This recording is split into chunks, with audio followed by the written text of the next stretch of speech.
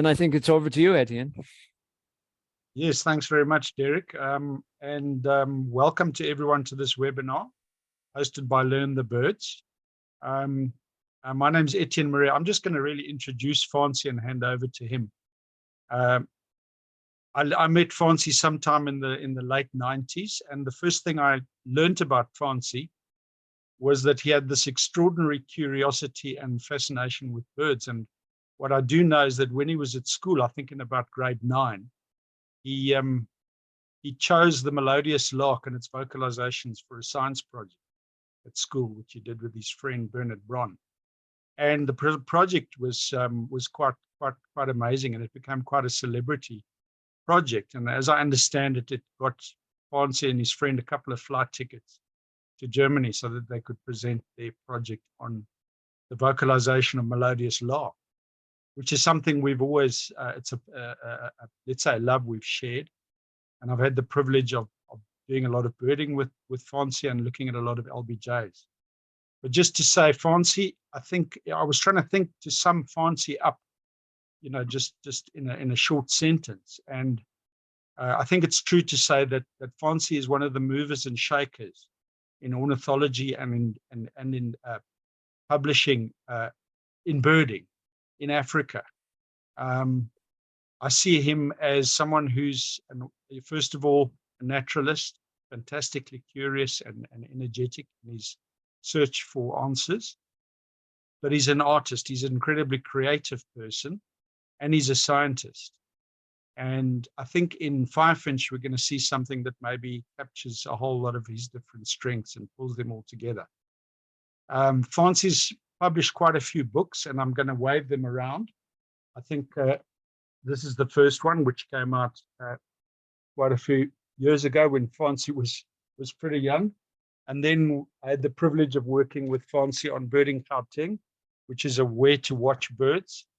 And then came, I think, the rather celebrated LBJs, which caused quite a few waves, just in terms of setting a standard for bird field guides. And then even better is Waders of Southern Africa. And then, of course, Faansie's produced this wonderful children's book. And I've had the privilege of having a preview of the second edition, which is on its way. It's going to be hitting the shelves sometime soon. And what I always say to people is it's a children's book, but it's got enough information just to be a field guide. And if I'm going to walk out the door and I need a field guide and I see Faansie's bird book lying there, I'm just as likely to pick it up and take it with as a Sassel or a Newman's or anything else.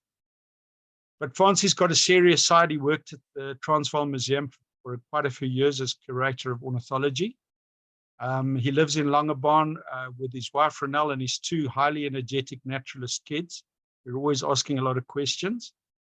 And I happen to know that Faansie doesn't sleep a lot. And when he needs to unwind, he usually sits down with his wife for a full feature movie late at night before climbing into FIREFINCH the next morning again. So with that said, I'd like to hand over to Faansie and let him present FIREFINCH to us. Thank you, Etienne. That's a very kind introduction. I really appreciate it. I've been friends with Etienne for many years, and he was here. He visited me last week, and it feels great to be with a friend who you don't have to pretend in front of. You can just be yourself, and it's a rare privilege. All right, so I'm a weird guy, so apologies in advance.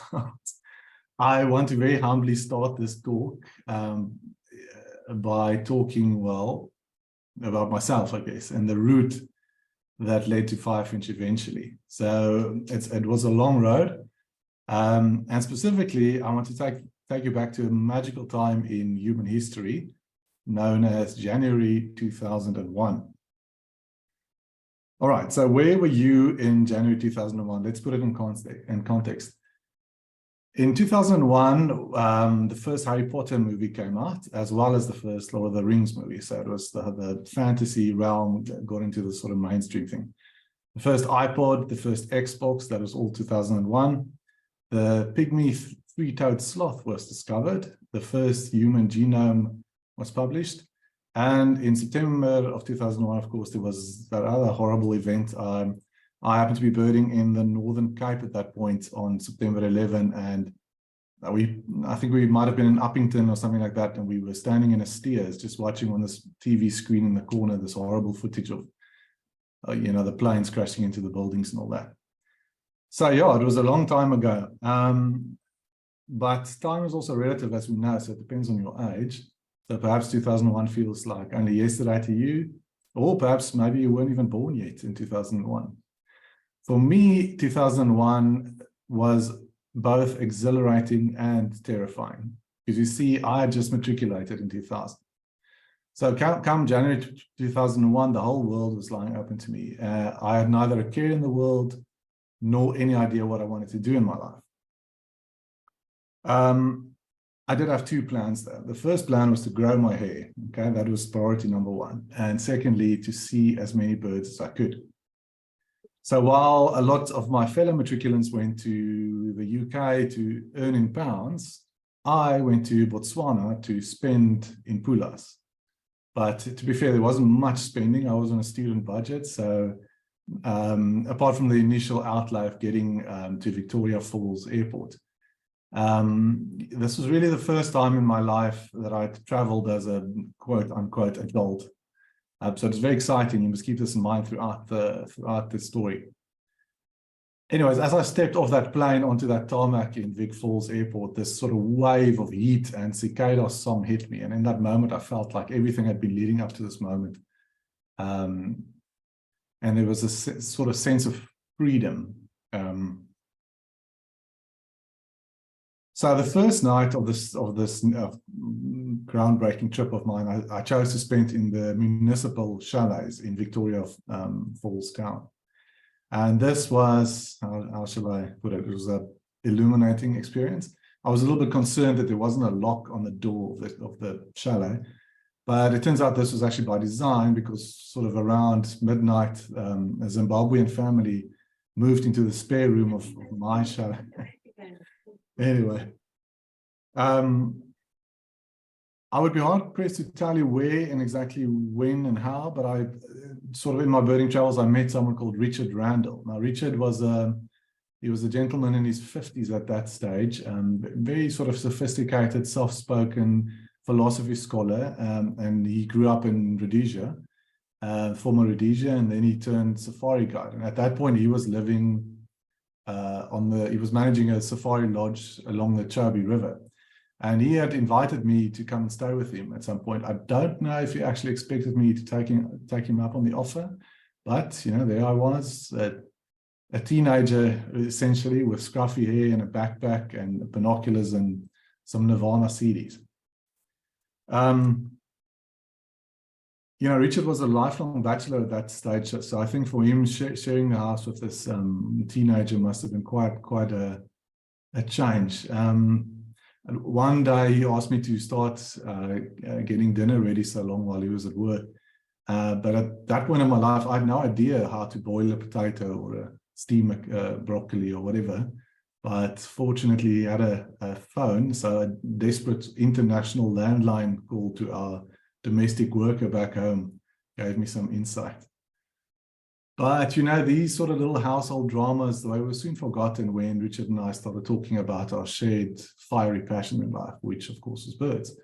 And birds are a great social equalizer. They don't care how old you are, if you're male or female, if you're rich or poor, if you're black or white. And for the most part, neither do birders.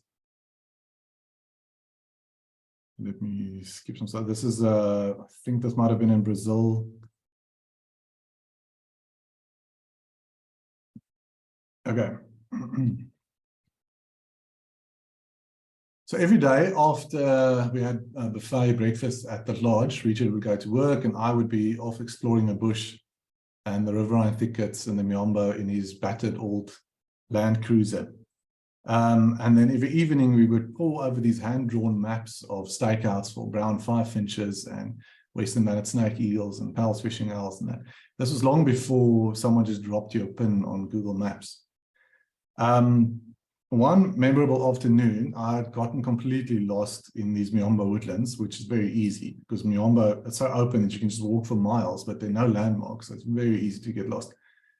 Anyway, eventually I found my way back to the car after sort of skirting past a herd of elephants on foot. Okay, so now I get back to the Land Cruiser, and of course, what did I realize? That I'd locked the keys in the car.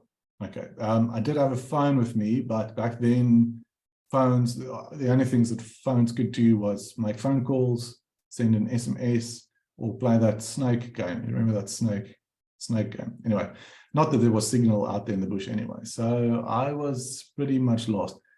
In desperation, I finally gave the door of the car, I kicked it as hard as I could. And hey presto, up jumps the pin, and I'm back in the car and back home. Richard and I spoke a lot about career choices and life in general. And after that trip, I felt really sort of energized and excited to start my adult life. Basically, at that point, I was considering 3 options for a career. Okay, ornithology was definitely there since childhood. That's been an interest of mine. The second option was to be a professional musician, believe it or not. Look, I already had the long hair and everything, and I'd gotten a second-hand guitar somewhere along the line. So I promptly started a band with some school friends. The third option was to be a professional skateboarder, believe it or not. Okay, so the 3 options. The musician thing didn't quite pan out, firstly because, well, we sucked. And also because the sex, drugs, and rock and roll lifestyle was sort of interfering with my birding. I don't know if you've ever gone birding without any sleep after having partied in a nightclub all night. You go out the next morning with no sleep and your ears are still ringing from the drums and sort of half hung over. Now you're trying to bird. It's not ideal. The skateboarding thing was cut short quite dramatically when I mistimed a frontside 180 flip and broke my ankle.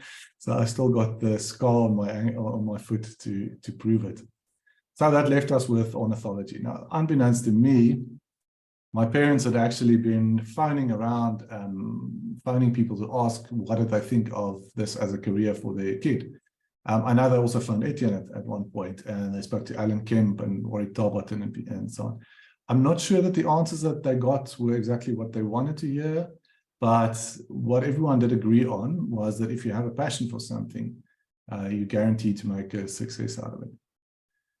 So long story short, I walked into my first zoology class in 2002. It was at University of Pretoria. It was a 3-year degree, but I chose to do it in a more leisurely 4-year time span, largely due to math. I've got a creative mind, definitely not a mind for numbers. Interestingly, my brother is actually he's an actuary, so it's quite the opposite. Anyway, so in between collecting insects for entomology courses and drilling these cores for soil science and counting miners for my honors project, I actually wrote a book. I remember that year there was some prescribed book that we had to read through the course of the year, but I didn't. But I did manage to get out of it by saying something along the lines of, well, I didn't read this book, but I did publish a book. All right, so whether or not you consider that first book, the Puppets of Southern Africa book, whether you consider it successful is a little bit debatable. But the bottom line is that I'd found this amazing creative outlet. I'd found a way to share my passion, and I even made a little money. So I found a way to combine my 3 greatest passions in life: art, birds, and books. So I always joke that birding is just a gateway drug that eventually leads to book collecting. I'm sure, like me, you've spent a large proportion of your life's earnings on bird books. But, you know, among the thousands of books that I have in my office, my ultimate favorite, all-time favorite book is this one. It's called How to Be a Bad Birdwatcher by Simon Barth. So what does it mean to be a bad birdwatcher? Well, essentially what it means is that everyone is already a birder, whether they admit it or not. So even a non-birder can name 10 or 20 or 50 birds already. But the point is that you don't need to research birds or photograph them. You don't even have to identify them. The only thing that you need to do is to enjoy it. If you look out the window, see a bird, enjoy it, then you're a bad bird watcher. And this thought really resonated with me. And I started thinking about how can I bring joy to people through birds? How can I make people's lives better through birds? Then, of course, a major change occurred in my life, something so dramatic that it makes you reassess everything that you thought you knew. And I'm sure you can guess what that was. This on the left was on the lookout tower there at Lindsay Forest, and on the right, Ngoya Forest. Now, there are a couple of interesting things that you have to note here. Firstly, little Owen has lost a sock somewhere in Ngoya Forest. So if you're going to look for green barbets and you find a blue and white striped sock there, please return it to its owner. And secondly, there's an abandoned pram sort of halfway in the far distance there in Ngoya Forest. So yeah, just by the way, I see I've still got my old rig here, my old sound recording thing. So nowadays I've got one of these giant parabolas to record birds with. This is a shotgun microphone. Getting that thing through airport security is a pain, but it's essentially like the barrel of a gun. Anyways, I sacrificed that one to the Atlantic at some stage. I was trying to record Antarctic terns. Yeah. Yes, I wanted to show you this picture. So there's going to be some pictures of my kids in this talk. No, so what, of course, boys will be boys, and the obvious thing to do when you're on a 60-meter high tower is being demonstrated by Christian here in the middle. But anyway, seeing birds through my kids' eyes again brought this question to the foreground about how can I share my passion and also make a living out of it. And birding is a strange discipline. It's both a science, but it's also an instinct. I mean, it can get really complicated. If you read any peer-reviewed scientific ornithology paper, it's almost impossible to understand, and that's coming from someone who's got a postgraduate zoology degree. But it's also instinctual. So I'm reminded of this one story. My youngest son, Owen, we went walking on the beach one afternoon, and we happened to find the nest of an oyster catcher. And Owen, at that stage, he was, I don't know, maybe 3 years old or something like that. And this oyster catcher was going ballistic. It was putting up a huge racket and screaming at us. And Owen looked at this bird for a while, and he said to me, "Daai voël sê ons moet voetsak." So clearly he understood what that bird was saying. I mean, that's the sort of instinctual side of birding. Yeah, so in this photo, I'm desperately trying to video something. Christian's in the salt marsh there. He says he likes the texture of the salt marsh plants. So he's supposed to stay on the boardwalk, but of course, anyone who has kids will know that's impossible. I don't know what Owen's doing. He seems to be lying on his stomach, looking under the boardwalk, but anyways. Okay, but that platform at Lindsay Forest was essentially where my kids' book was born. I wasn't quite sure what would happen with this book in terms of sales, but as it turns out, it did a lot better than any of my sort of more scientific books. But, apart from the reviews and the accolades and even the income, the greatest joy that this book brought to me was this. All the little messages and videos and voice notes and pictures that the kids do. And, this is a whole generation of future decision makers who now are nature conscious. And that meant a lot to me. But an unexpected spin-off from the kids' book was the number of adults who also use it, like Etienne admitted earlier. Although I see actually in this book here, it says hierdie boek behoort aan Etienne. So there we go. Busted. Well, yeah, so the number of adults who use the book, and over the thing that came out, the topics that resonated was the simplicity and the lightheartedness of the book. Now, simplicity and lightheartedness in birding is apparently not for everyone. I woke up this morning to a lovely message from a gentleman saying something like, your app seems to be designed for children, and you guys must be 5 years old and you consider yourself comedians, something like that. But anyways, you can't please everyone. But yeah, at that point, I was drawing up plans for an adult version of the kids' book, which I wanted to call Faansie's Adult Bird Book. It's a working title. I was still brainstorming it.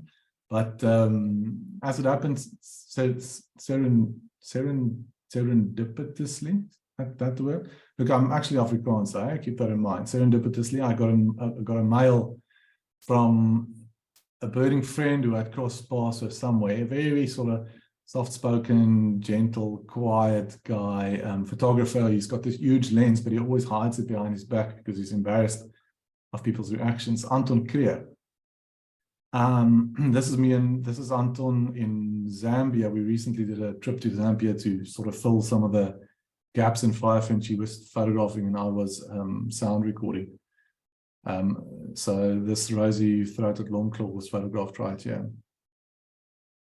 I see also Anton's is carrying my backpack. My back was off after that. It's like a 2-day drive to get there, and the potholes and that, just something clicked. Not as young as I used to be. But anyway, so this was a lot of fun. Weird thing about Zambia is it's very wild. It's still like wild Africa. There are no roads or footpaths or anything. It's just like nature. And you go where you want, do what you want.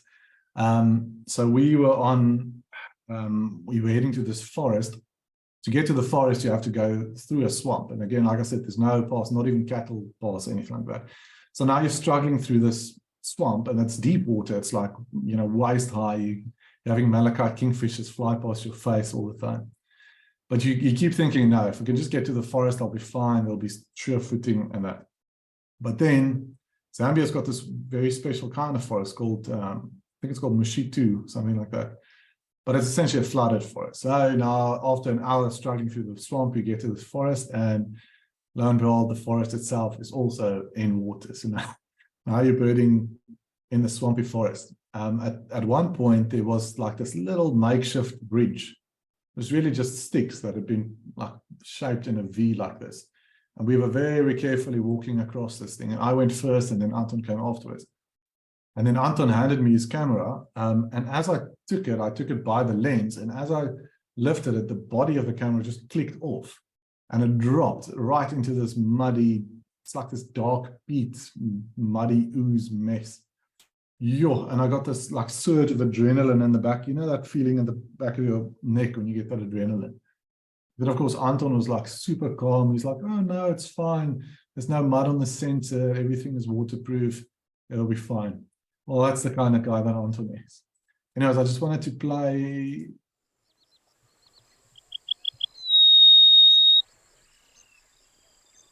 That's the song of the rosy-throated longclaw that we recorded there. Can you hear that? Yes, we can hear it fine. Beautiful, okay, beautiful call. It is lovely. All right. Okay. So Anton's mail contained the seed for what would eventually become FIREFINCH. Now, Anton had met these two gentlemen. They're two tech-savvy brothers from Pretoria. Their kids go to the same school as Anton's kids. And they'd hatched this idea for a birding app. I regularly get sort of proposals for apps and projects and outings and talks and whatever, but this just felt special. It just felt different. So I replied in the affirmative, and I flew up to Gauteng, and I met Stefan on the left here with the red shirt, and Ebby, the yellow shirt. I met those two guys in Pretoria one night in this crowded restaurant in Zambezi. I grew up before these dating apps were all the rage, but it still felt quite weird to walk up to these two strangers who I'd recognized from their profile pics. But anyways, we had a great meeting with, it's full of sort of naive but passionate pictures and proposals and ideas, and essentially the adventure had begun. This picture was on the ship the other day. We'd somehow managed to wangle for these two guys to come on board. You know, they at this point they were non-birders. I'm happy to report that they have since joined our little cult. But at that stage, they were non-birders on a ship full of birders, and they had a royal time, of course, because while we fools had to stand outside for 16 hours a day in this howling wind and rain and cold, because we were terrified that we would miss something that would fly past. These guys were living it up in, you know, in the casino, and they were watching shows and eating ice cream and sleeping late at a royal time. But anyways, they said the most entertaining part of the whole ship was actually watching the birders. As Stefan says, he's working on a field guide to different subspecies of birders. Right, great. So now we had the team, myself, I was responsible for the illustrations and the sounds and the text. Anton was going to do the photos and also sort of the business side of things. And then Stefan and Evie, the technical side. And you know what you get when you put an ornithologist, a photographer, and two tech nerds in a room? You get a very quiet room. But if you leave that distinctly non-volatile mixture for about 4 years, amazing things can happen. Right, so we wanted to build a bird app, but we weren't quite sure what kind of app we should build. Fortunately, this was around the time of the African Bird Fair in Joburg. So what we did is we made a giant vision board, like a huge thing. It must have been, you know, 3 meters high or something. And at the top, it had a big question: what sort of app should we make? And everyone who walked past, we shoved a sticky note and a marker pen into their hands and said, just write anything that comes to mind. And slowly this board filled up with all these sticky notes. It was great, with all these crazy creative ideas. My personal favorite note was someone just wrote, "Faansie, you look really sexy today." But it wasn't my wife's handwriting. But anyways, so we had the vision board, and then we also had this crazy thing, which was a very sophisticated way of capturing user data by using little colored stickers. And some very interesting trends come out of this.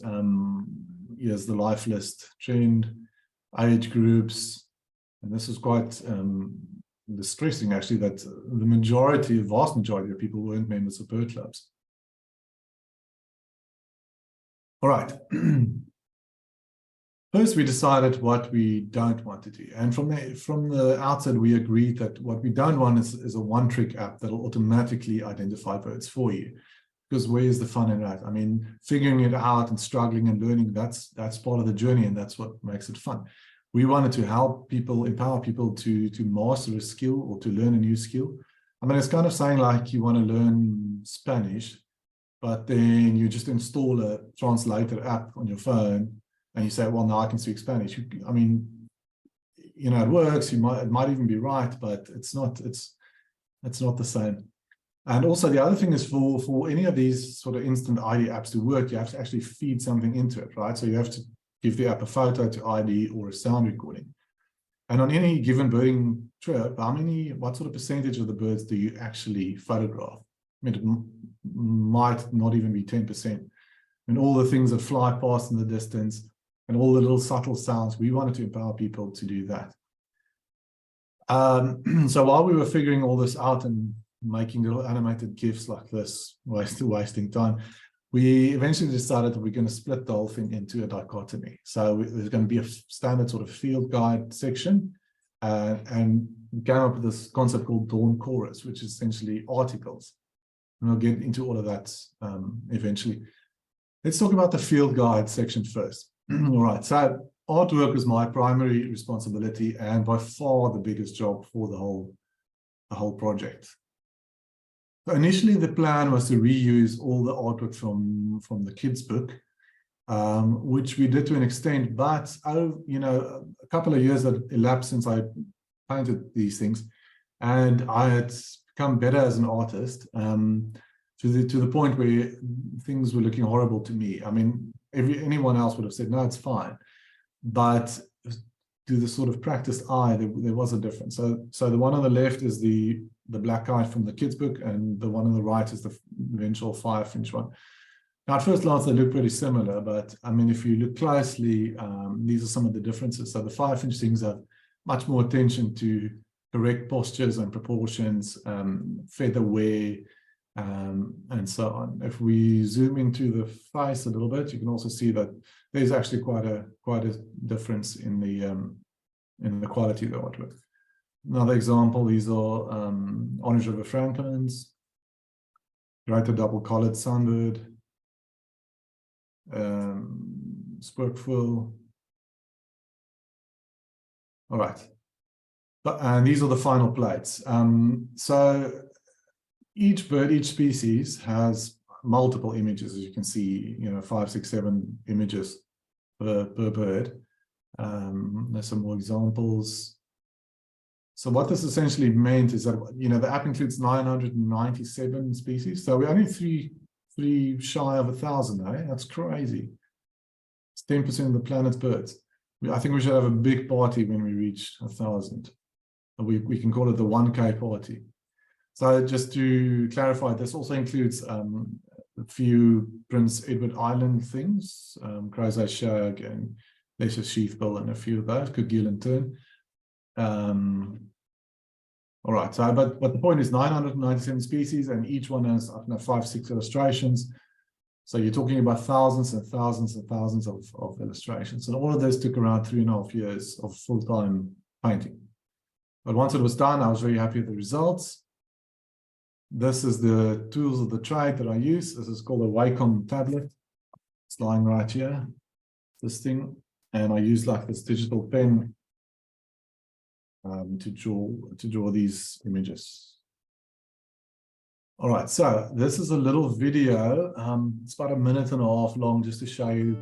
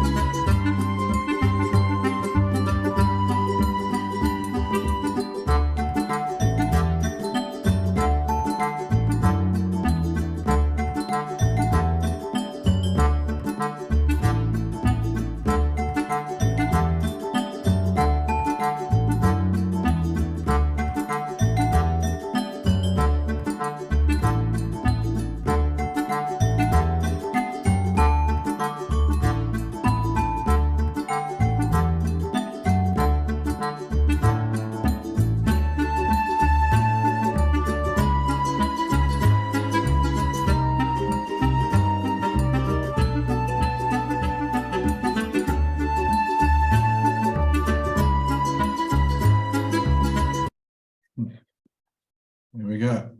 So that takes anything about between, I would say, 3 or 4 hours or something like that. But, just painting the bird sort of field guide style, from the side in a very fixed proportions, and that's one thing. But birds are a part of life, and they're all around us. So really, what I enjoyed painting specifically was all the sort of thumbnails, these sort of sideline images. We'll look at a few just now. It all starts with these notebooks, especially before I had kids and I was still the master of my own time. I used to make copious notes on everything that I encountered. There's a grass bird that I picked up on the road one day as well, which I subsequently turned into a specimen. All right, so when I lived in Pretoria, booted eagles were quite a rare bird, but down here on the west coast, they're actually quite common. I see them every day in summer. They're fantastic birds.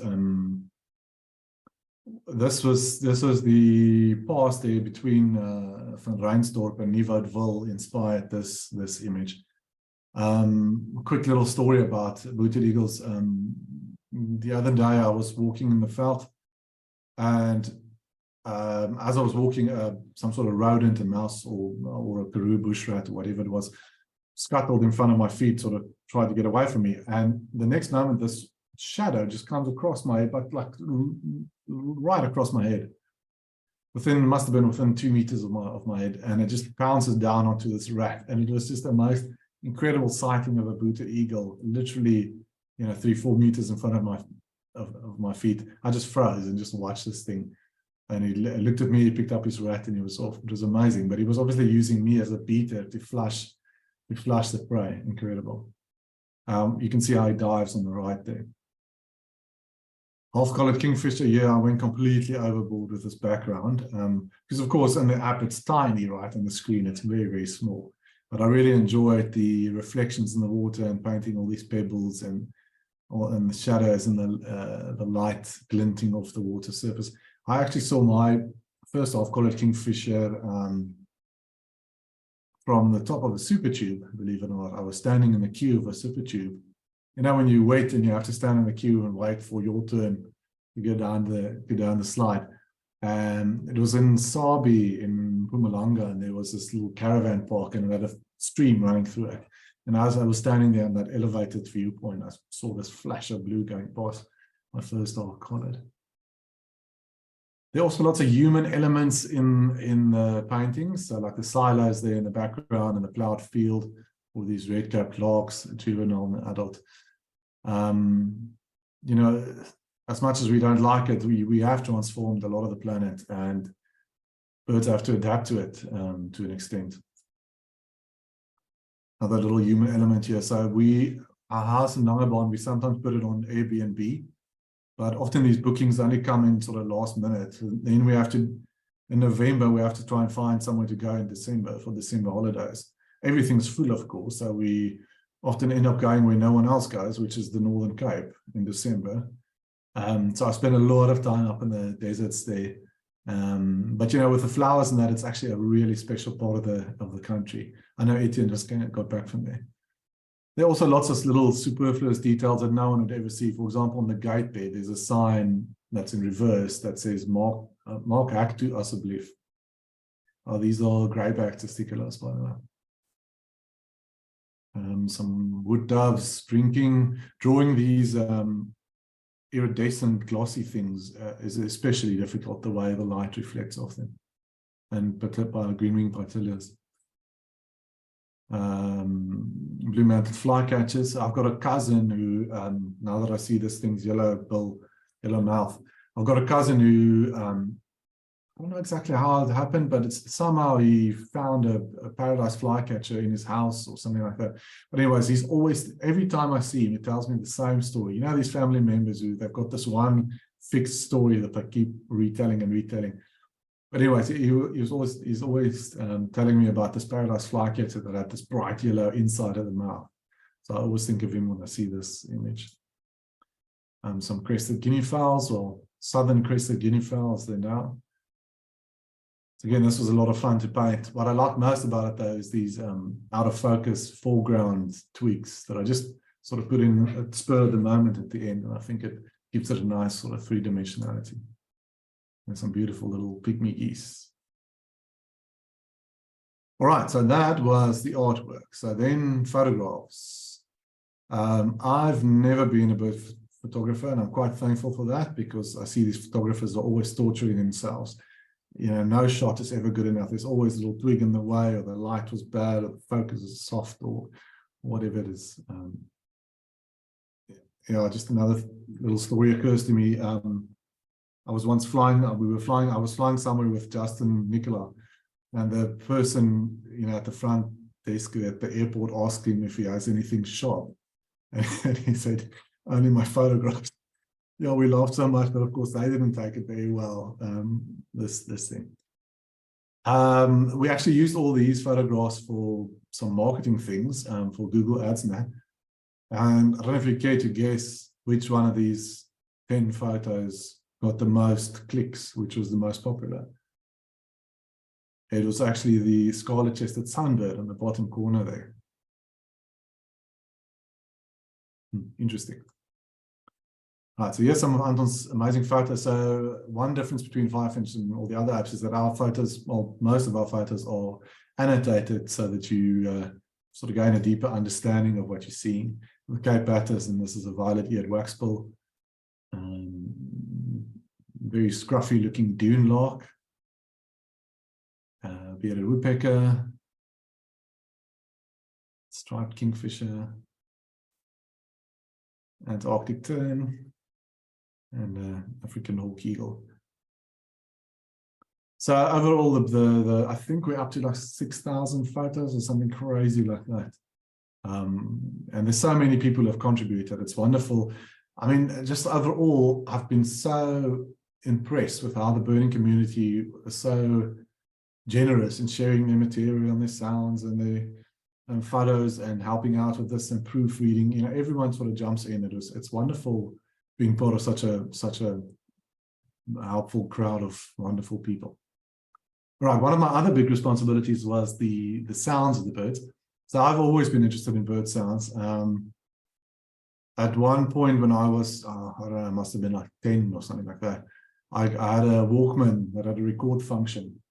And I was in Lesotho, and my uncle worked on that Highlands water scheme. And we were there in midwinter.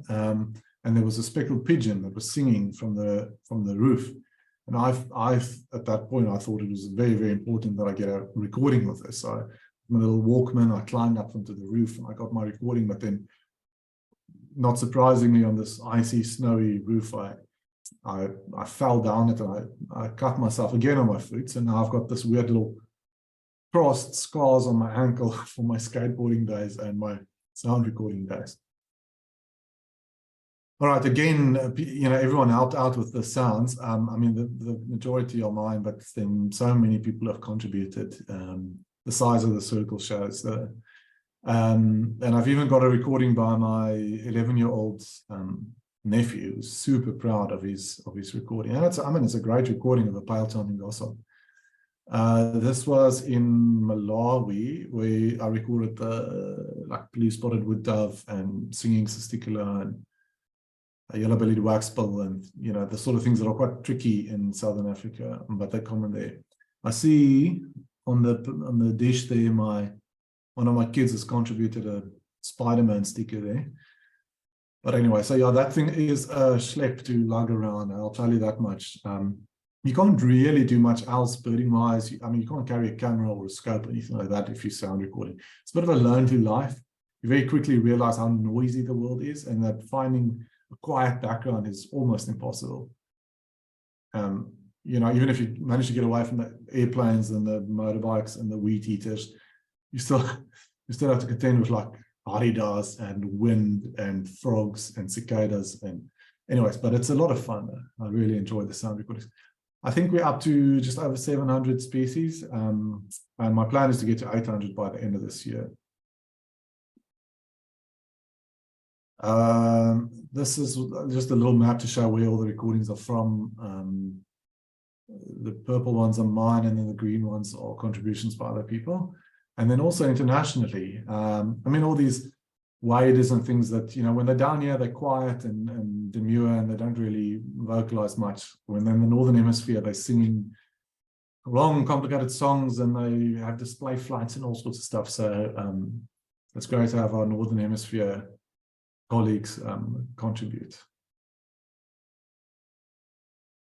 Okay, so let's try this. So in FIREFINCH, we found out it's probably my favorite part of the app. We found a very nice way of presenting the sounds with these scrolling sonograms, or spectrographs, if you prefer. And this really helps to connect your ears and your eyes. And it's full of little tips and tricks of how to remember it and how to distinguish it from similar species, but it also puts it into context. So it's like you experiencing this recording like you there in the field listening to the striped crake in this flooded grassland at night singing. So let's see if it works.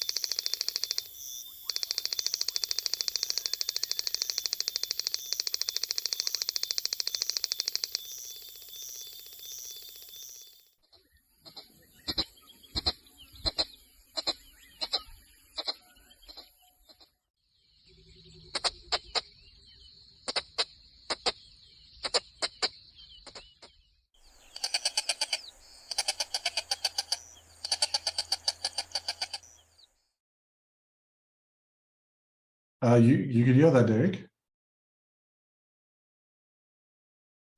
Yes, we can hear it. It was beautiful sound. Yeah, I think it's very cool. I really find that it's a different way of visualizing sound, if I can put it so plainly. So this was also a fun one. This peregrine, just like a week or two ago, no, it was actually a bit longer. But anyways, I just nipped down to the local shops here for bread and milk. And as I got out the car, I was like, holy crap, there's a peregrine calling. And it was sitting on this little tower here, whatever it is, some sort of communications tower. And, you know, there was this whole world of commerce and people coming and going and traffic and trolleys and whatever. But I managed to get a fairly decent recording just by using my phone. Let's see if we can.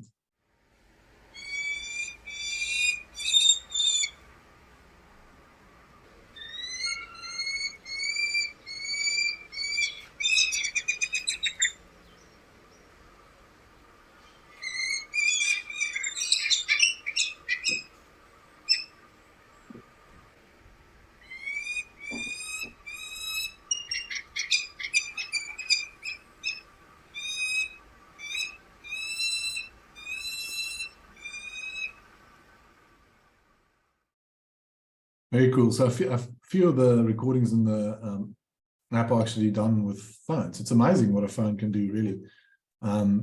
You know, I feel a bit silly for buying, you know, all this expensive gear that I imported from Italy, and then someone comes with an iPhone or whatever and gets this incredible recording.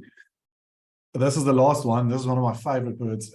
Etienne spoke about it earlier as well. It's actually really the bird that we met over, a melodious lark. And this bird is known for imitating other species. So using these sonograms, we can actually point out which birds it's imitating.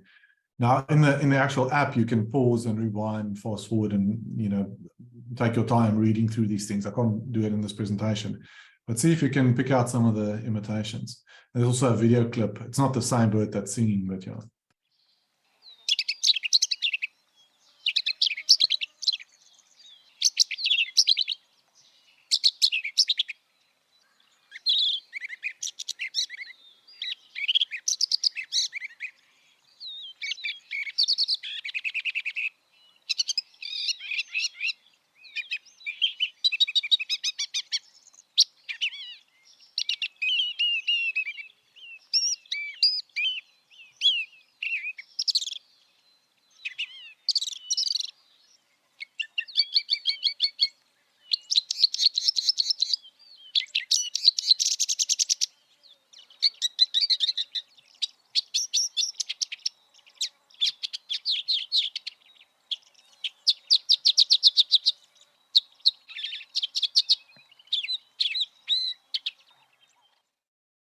What a cool bird, eh? All right, so now we've got illustrations, we've got photos, we've got sounds. Of course, we need maps as well.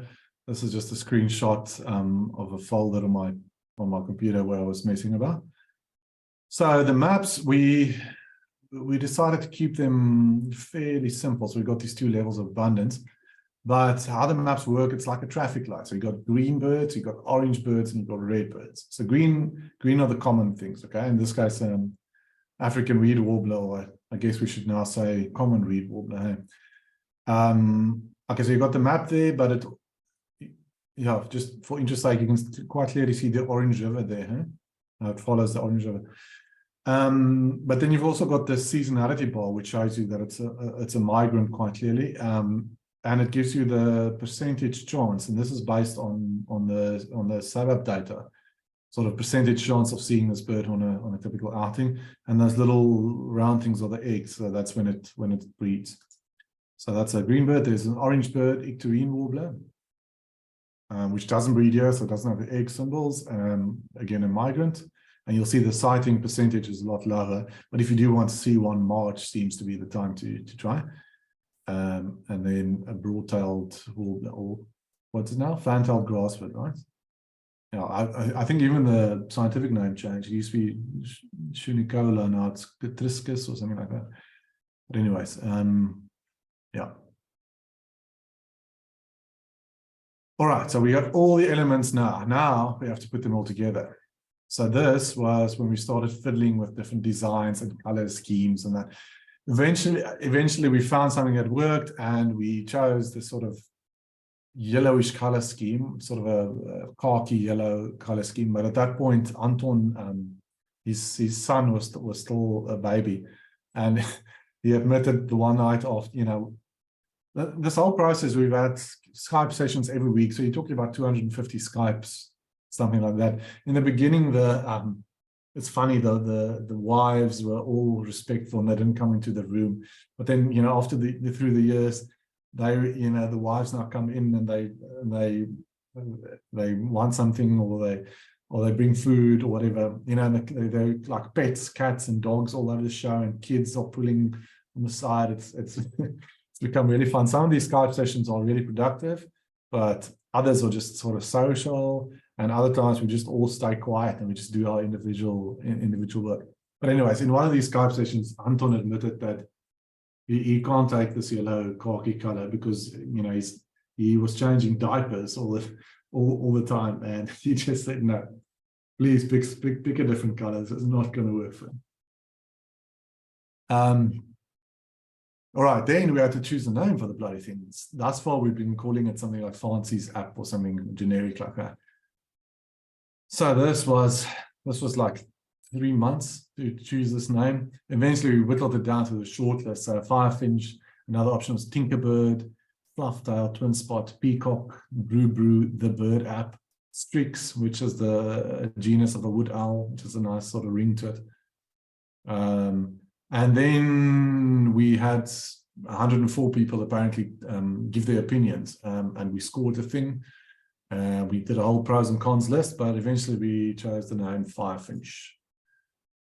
Great, so now we've got FIREFINCH. Now we have to get a logo for the bloody thing. So if you look back on our WhatsApp history, there's like a period of 2 months where it's just logos. Each has pros and cons, and it was just impossible. Your mind just gets saturated with these things. Eventually, we chose something more simplistic, which is this. Just a quick little sketch of the FIREFINCH, and it's got the motto, facts, fun, feathers. And that was the final color scheme.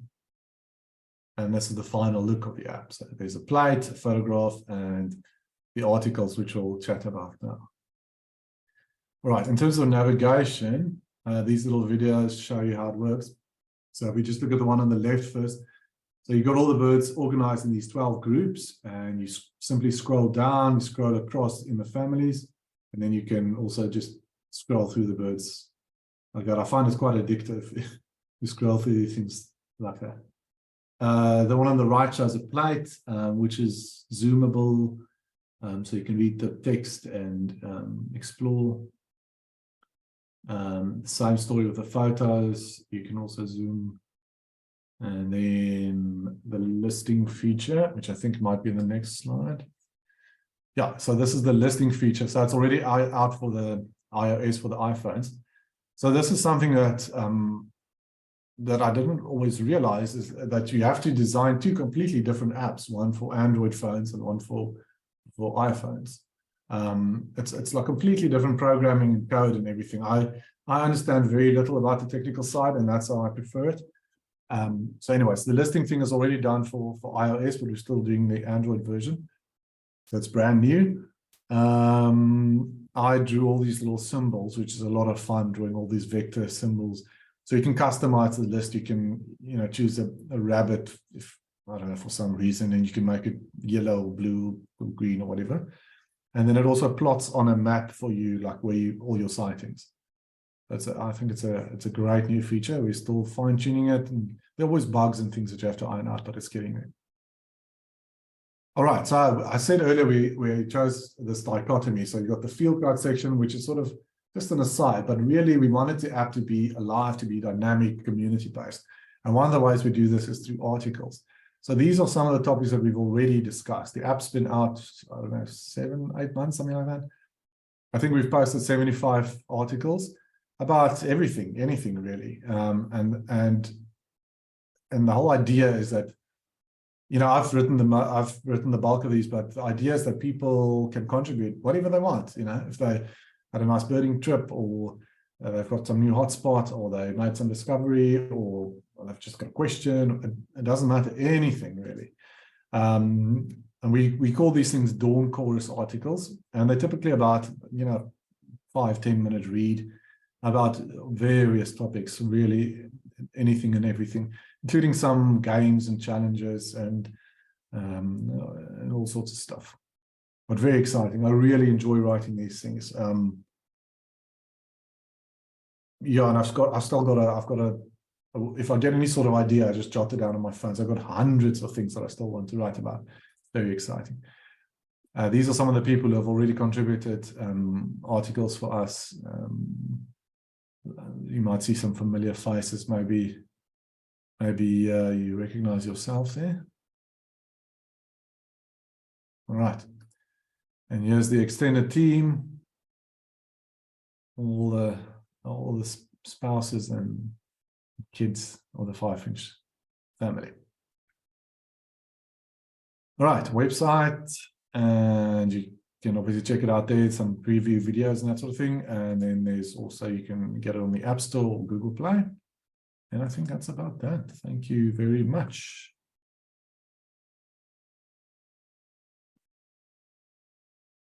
Thanks so much, Faansie. That was really, really interesting, even from my perspective, having followed the process quite closely. We're going to take questions if you're happy. Can we take, I think what people should just do is pop their questions into the chat room, and then Faansie can see them, or I can express them out. And, I see Elizabeth asked if it's only for African birds and if there are any plans to expand to other continents. It's still early days. I mean, we've built this platform, we've got this structure, so it is theoretically possible to populate it with birds from other regions. But no immediate plans. But let's see what happens. If I can ask a question from my side, I mean, I love the simplicity of FIREFINCH, the fact that you've got absolutely everything on one page, just a kind of a summary of the key features of a bird. But as a serious birder, you're also looking for more information. I need help on identifying those mountain pipits. So I'm just curious as to what your plans are with regard to maybe expanding the identification section, I suppose. Yes, I mean, the one thing, we got all these articles, the Dawn Chorus articles, and some of them are very in-depth, like a week or two ago, we had this whole thing about striped drakes and all that. And the idea is then to also link back to the bird page. So on the plate or wherever somewhere we'll make a note to say you can also link to more content on the species, to the Dawn Chorus thing. Writing extended ID text is certainly something, but we'll have to user test it. I suspect that the majority of users are quite happy just to have the condensed text, the basic text, but I don't know. It's something to look out for. I don't know if you want to volunteer, Etienne, to write some for us.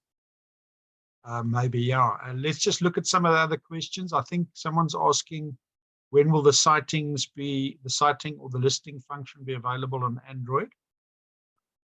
Yeah, I'll take it up with the guys, the tech guys. It's really in their hands.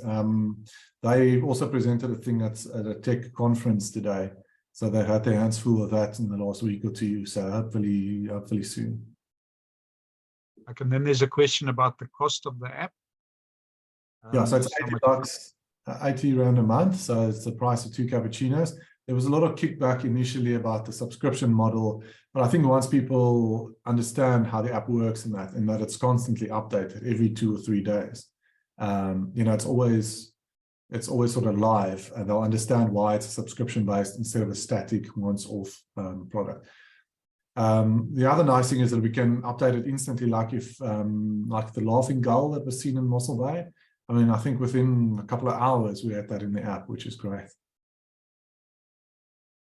Yeah, there's a question, I think, from Shilef as well. I only recently filled out my life list on the app. Will only new sightings be recorded once the sighting list becomes available? I'm not quite sure that I follow that. How's it going to work? As I understand it, look, I might be wrong, but as I understand it, when you add a bird to your list, you'll be able to make custom lists now as well. But if you add a bird to your list, then the phone captures your GPS location. So that's how it plots it on the little map. But Shelef will figure it out. I'm sure the guys can make a plan. I mean, the nice thing about this is that it's all in the cloud. So it's not like you can never lose your life list or lose your data. It's always there backed up. I know there with some of the other apps, there have been like these crashes where everything is just gone, which is why a lot of people still just, either write it down in a physical form or use an Excel spreadsheet or whatever. But it's very reassuring to know that it's always there. As long as you've got your login details, your username and password, then all your data is safe. A couple of nice comments. Brilliant app. Seems like an outstanding app. Broader spectrum of content and information. Kudos to the developers. You're spot on. From Grant McIntosh, you're spot on with the funding model. And then Heidi Steenkamp says, really the most incredible, wonderful app. We started a birding club in the school where I teach.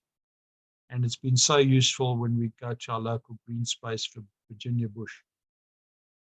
So thanks for the hours and years spent to bring us such a joy in discovering bird life.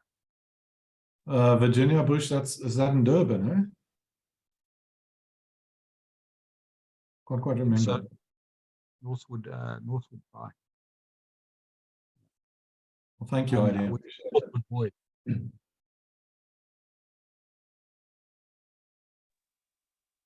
Yeah, so it was a bit of a long road to get to the 5-inch thing, but I don't know, really, I found that weird photo of me with that bearded dragon in the swimming pool, and I just really wanted to put it in the store, and I had to find a long route to tie it all together. But I've also realized with these sorts of talks that people just want to be entertained eventually, and I think birders, we've got a special place for stories, just for sharing experiences and stories and that. So it's always nice to have an excuse to chat, to have birding stories. Yeah, absolutely. I just can't help saying I really love the sound. I've tested it now, nearly every South African species, looking at the sound, looking at the annotated sonograms. And I really think something that everyone could learn so much more about the sound just by playing with the app, just listening to the sounds and looking. It's just such an incredible interaction. So congratulations on that, Faansie. Maybe a question on your personal situation. I mean, how long does the app go on for? Because there's so much more to be done, and you're obviously sitting long hours and working on it. Do you have the energy and enthusiasm to carry on for another 4 or 5 years on this? You think it's going to take that long, or do you think there'll be some point in which I mean, this is sort of my long-term plan. It's a sort of a sustainable income that allows me to write about birds and do what I love, and then take on other little consulting things and so on. But this, essentially, 5-inch, the plan is to make 5-inch my full-time baby. We'll see how that works. Between you and me, Etienne, it's not quite there yet, but it's growing. It keeps growing, and I mean, the comments are so positive that it's very encouraging. Yeah. So just to clarify, someone else covers Southern African birds. So this app is beyond South Africa. I've just answered that. I'm not sure if you're thinking of going to Africa, more widely in Africa at some point. Yeah, perhaps. I mean, this now covers everything in South Africa, Namibia, Botswana, Zimbabwe, and south and central Mozambique. So it's 1,000 species, but we might extend that. Maybe you can twist my arm to add Angola and Zambia and Malawi. We'll see how it goes. Okay. Elisa asks, will you be happy to share seasonality data? I think she's talking about once the listing function really gets up and running, there'll be lots of data being collected there as well. Yes. Now maybe send me a mail, Eliza, if you want to request something specific or whatever. I'm sure we can make a plan. A lot of that data is based on the SABAP, the Bird Atlas project information. So it is already available online. I see someone's asking about artworks for sale. I'm quite keen to produce some of the nicer plates from 5-inch for artwork. prints and that, but I haven't gotten around to it yet. Any other question? I think we had 1 or 2 questions which have been kind of answered by the talk. Peter Hesslinger, he did say they don't want to do an app that identifies the birds for you. It should be a challenge. And I happened, yeah, I must say I agree with that. Would you be able, yes, Ritz de Labat asks about, can you backdate your previous sightings and put them on the app? Yes, you should be able to edit any sort of data field for any sighting, change location or date or species or whatever. That all feeds into a big database that we maintain. So no, it's fully editable. Someone asked about if it works offline. I mean, yes, that's was a big concern because I mean, birding is an outdoor activity, and often you're in places where there's no internet signal. So there is a big initial download to get all of that stuff onto your phone, but once it's on there, then it'll work offline as well. You don't need internet to do it. You won't be able to load the new articles as they come in, but once you get Wi-Fi, it'll update automatically. Someone is asking about Merlin. Yeah, Merlin is a great app indeed. And I think Merlin also has that functionality where it can identify photos or sound recordings. Yeah, okay. The painting tablets is called a Wacom, W-A-C-O-M. Wacom. It's a sort of industry standard. I don't know if you can see there. Wacom. It's about A4 size. I've gone through like 3 or 4 of these things. I use these makeup powder puffs. I put them on my hand like this, you know, so my hand oils don't destroy the hardware too quickly. Any other questions? I'm not seeing any more coming through at this stage.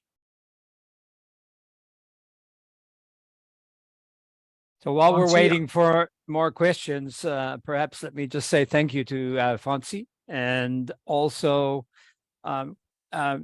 remind people that next month, on the 22nd, we have another interesting webinar called LOL, Love Our Larks by Derek Engelbrecht, who is here or was here in the presentation this evening. So I think that's also going to be a very interesting one. And Etienne, as the father of loving our larks, I hope we'll see you here as well.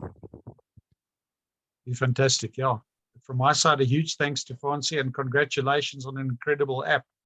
And just tell all your friends they have to get onto FIREFINCH. It's just quite an experience. Thank you, Etienne. I appreciate that.